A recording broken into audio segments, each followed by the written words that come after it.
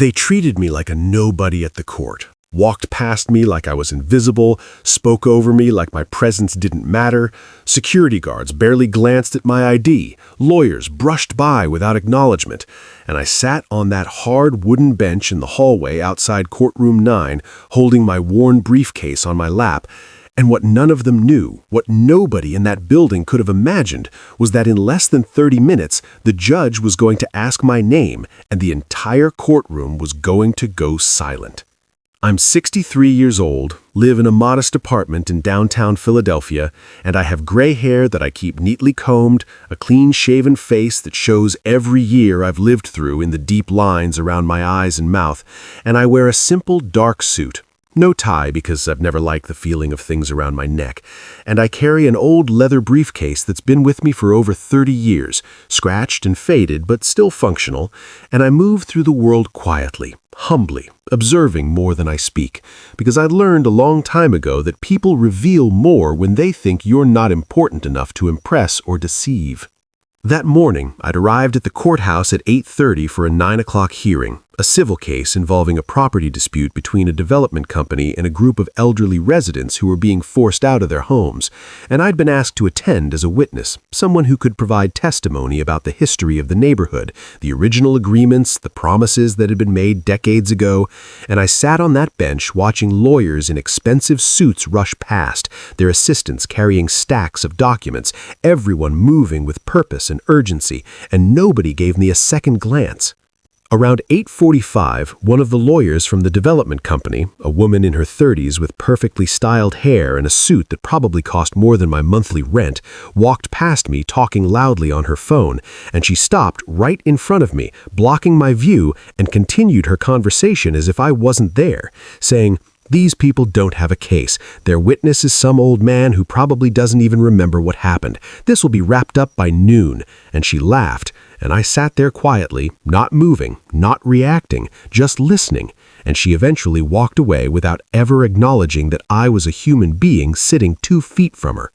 When they finally called the case and people started filing into the courtroom, I stood up, picked up my briefcase, and joined the line. And the bailiff at the door, a young man maybe in his late 20s, looked at me and said dismissively, "Are you a witness or a spectator?" And I said, "I'm a witness." And he looked skeptical, checked his list, found my name, and said, "Take a seat in the back. Witnesses will be called when needed."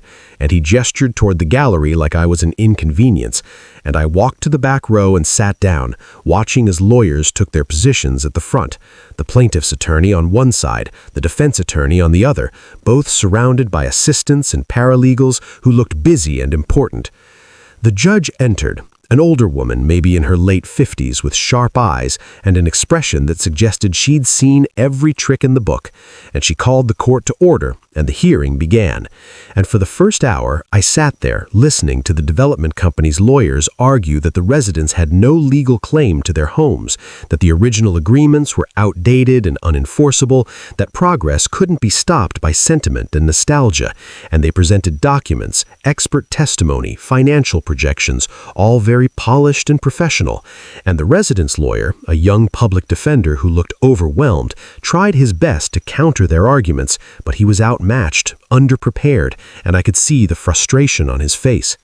Around 10:30, the defense called their first witness, a real estate expert who testified that the property values in the neighborhood had increased significantly, that the development would bring jobs and revenue, that the residents were being offered fair market value for their homes, and everything he said was technically true, but it missed the point entirely.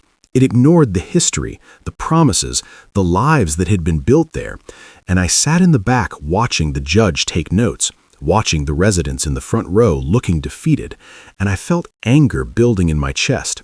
Quiet anger, the kind that comes from watching people in power dismiss people who have none. Then the residents' lawyer called me to the stand, and I stood up, walked down the aisle with my briefcase, and I heard someone in the development company's team whisper, "Who's this guy?" And someone else said, "Just some old man, probably a neighbor or something." And I stepped into the witness box, placed my hand on the Bible, swore to tell the truth, and sat down. And the young public defender approached me, looked nervous, and said, "Please state your name for the record." And I said clearly, "Robert James Mitchell." And I saw the judge's head snap up, saw her eyes narrow, and she leaned forward and said, "I'm sorry, could you repeat that?" I said again, "Robert James Mitchell," and the courtroom went very still, and the judge set down her pen and said, "Mr. Mitchell, before we proceed, I need to ask, are you the same Robert Mitchell who served as a city housing inspector from 1978 to 2003? And I said, "Yes, Your Honor, I am." And she sat back in her chair, and I saw recognition flash across her face, and she said, "And during that time, were you involved in the original zoning agreements for the neighborhood in question?" And I said, "Yes, Your Honor, I was the primary inspector who documented and approved the residential protections for that area. I have copies of all the original agreements in my briefcase." And the room erupted in whispered conversations, and the development company's lawyers looked at each other with alarm. The judge raised her hand for silence and said, "Mr. Mitchell, I'm going to allow you to provide your testimony, but first I want to make something very clear to everyone in this courtroom. This witness is not some old man, as I heard someone describe him earlier," and she looked directly at the defense table. "Mr. Mitchell is one of the most respected housing inspectors this city has ever had. He served for 25 years with an impeccable record, and his documentation and testimony have been cited in numerous housing cases. So I suggest everyone in this room pay very close attention to what he has to say." And I saw the lawyer who'd been talking on her phone earlier go pale, saw her lean over and whisper frantically to her colleague. I opened my briefcase, pulled out a folder that I'd been carrying for weeks, and I began my testimony. I explained that in 1982, the city had entered into a binding agreement with the residents of that neighborhood, guaranteeing them residential protections in exchange for their cooperation with a previous development project. I showed the judge the original documents, signed by city officials, notarized and filed, documents that the development company's lawyers had either not found or had chosen to ignore. And I explained in detail how those protections were still legally enforceable, how the residents had fulfilled every obligation on their end, and how the current development plan violated multiple clauses of that agreement. The residents' young lawyer looked stunned, looked at the documents I was handing to the judge, and I saw hope return to his face. And the development company's lead attorney stood up and said, "Your Honor, we were not aware of these documents. We request time to review." And the judge cut her off and said, "You should have been aware. These documents are on file with the city, and if you'd done proper due diligence instead of assuming this would be an easy case, you would have found them. Mr. Mitchell found them, and he's not even a practicing attorney." And the lawyer sat down, her face red with embarrassment. I continued testifying for another 20 minutes, answering questions from both sides, and every answer I gave was backed up by documentation, by records I'd kept, by notes I'd made decades ago when I was doing my job, when I was making sure that people's homes and rights were protected. And by the time I was finished, the judge thanked me, told me I could step down, and she turned to the development company's lawyers and said, "Based on the testimony and evidence provided by Mr. Mitchell, I am granting a temporary injunction against this development pending further review of the original zoning agreements. This hearing is adjourned." And she banged her gavel, and the courtroom exploded in emotion. Residents crying with relief, lawyers scrambling to gather their materials, and I quietly packed my briefcase and walked back down the aisle. As I was leaving the courthouse, several of the residents stopped me, shook my hand, thanked me with tears in their eyes, and one elderly woman, maybe in her 80s, hugged me and said, "You saved our homes. We thought nobody cared. We thought we'd lost." And I said gently, "I cared then, and I care now. That's why I kept those records. That's why I came today." And the young public defender approached me, looking embarrassed, and said, "I should have prepared better. I should have known who you were. Thank you for being here." And I said, "You did fine. Sometimes the truth just needs the right documentation."